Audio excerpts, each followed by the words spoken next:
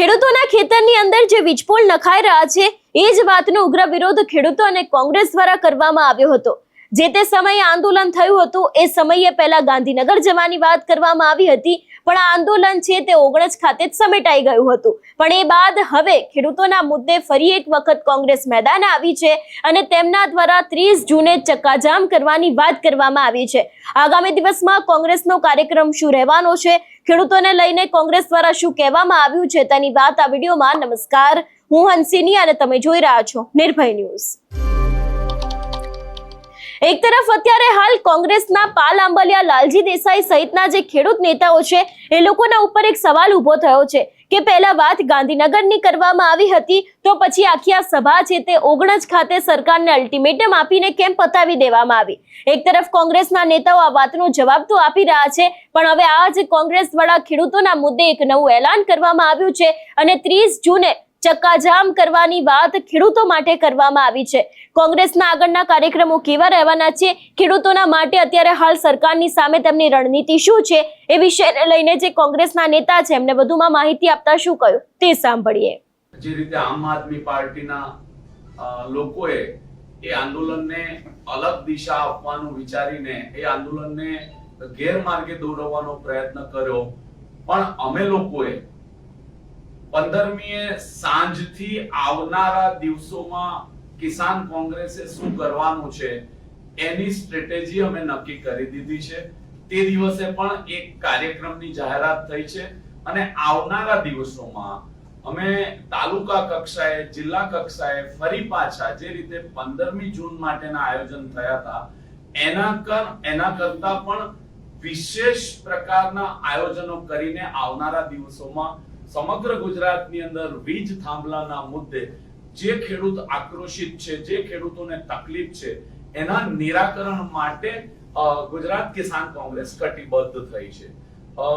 આગામી કાર્યક્રમોની વાત કરીએ તો તાલુકા કક્ષાએ આવેદન આપવામાં આવશે, ત્યાંથી જિલ્લા કક્ષાએ ધરણાના કાર્યક્રમો નક્કી કરવામાં આવશે અને ત્યારબાદ જે 15મી જૂને ટ્રેક્ટર રેલી યોજવામાં આવી હતી એના કરતા પણ વિશાળ સંખ્યામાં આ બધા કાર્યક્રમોની બાદ એક મોટી રેલી કરવામાં આવશે અને કિસાન કોંગ્રેસ અને ગુજરાત કોંગ્રેસ, પ્રદેશ કોંગ્રેસ આ બાબતે કટિબદ્ધ છે કે આવનારા દિવસોમાં જે કોઈ કાર્યક્રમ કરશે એ ગુજરાત કિસાન કોંગ્રેસના નેજા હેઠળ થશે અને જે કોઈ ખેડૂતોની તકલીફ છે, કારણ કે અમે ઘણા વર્ષોથી પાલભાઈની સાથે અમે લોકો એક સંકલન બનાવીને ખેડૂતોના પ્રશ્ને લડતા આવ્યા છીએ અને આવનારા દિવસોમાં હજી વધારે ઇન્ટેન્સિફાઈ કરીને અમારી લડવાની અમારી કટિબદ્ધતા વ્યક્ત કરીએ છીએ।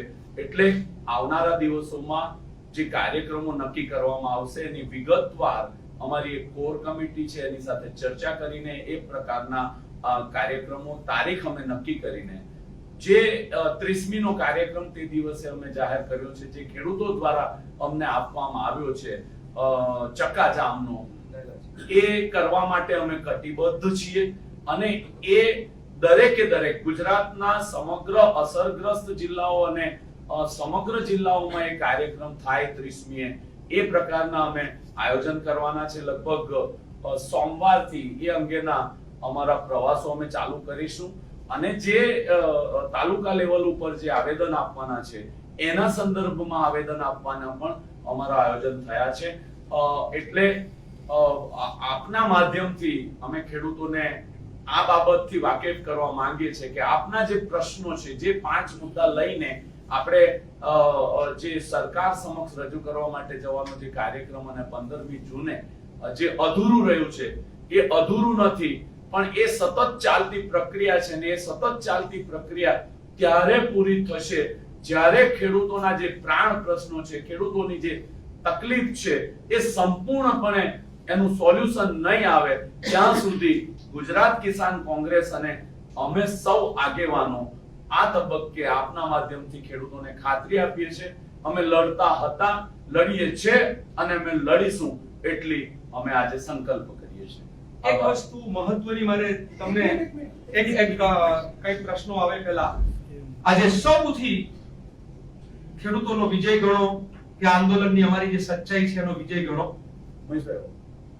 હાઈકોર્ટે જે આદેશ આપ્યો છે એ પણ બહુ જ મહત્વનો છે.